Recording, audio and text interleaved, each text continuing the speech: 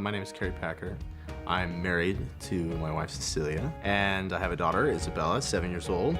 We love being outdoors, we love doing stuff together. That morning, I was on my way to work like normal. I checked my phone to check the weather. There was a tornado warning actually right over us. So I drove about a mile down the road and I went through a couple puddles, and then before I knew it, I was in a flash flood. All too often people drive into low water crossings without realizing it and not realizing how deep that water is, and they get washed away. That water rose so fast, it swept me about a half a mile through a field and then into some woods. And I thought to myself, I need to let my wife know what's gonna happen because I don't know if my phone's gonna get wet. So I filmed it and then I texted it to my wife. And texting a video, I was like, oh, I hope this thing sends before I get on a car. It sent right away. So you can see I'm floating down some sort of creek in the middle of this weather. I've called 911. They've told me to roll down my windows and stay in the car, and hopefully they'll be here soon. Kerry sent me the video, and at first I was like, oh, this is something from YouTube, or, I didn't believe it, basically.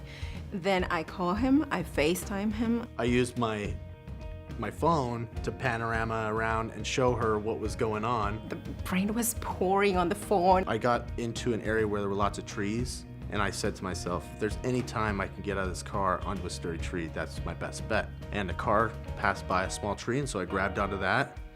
And it was lucky that I did, because about 20 feet later, the car hit a tree and nosedived and just was buried with water. So as you can see, I'm still up in the tree, and the police have called me and told me they're on their way. Captain Rick Rutledge contacted me by phone, and he said, I'm sending a helicopter out to you. Tom was talking to Kerry as the aircraft was going over. Kerry would say something that communications would relay to the aircraft. And there was conversation going all the way around, which is not something I had ever experienced before. They passed over a few times and found me, and then a woman dropped down from the helicopter on a cord and picked me up. To have communications with someone caught in a situation like this is very rare. And in this case, to have not only audio, but video and texting and everything working, it was a pleasant surprise for us. I've told dozens of my friends that the big thing about Verizon is you're always going to have a signal. I mean, it's always going to be reliable. And what's the point of even owning a cell phone if half the time you don't have a reliable signal?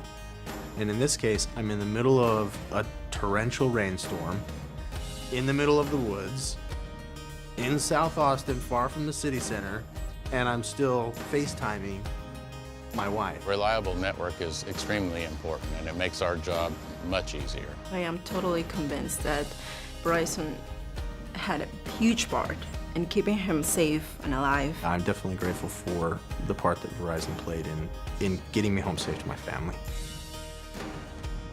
Better absolutely matters.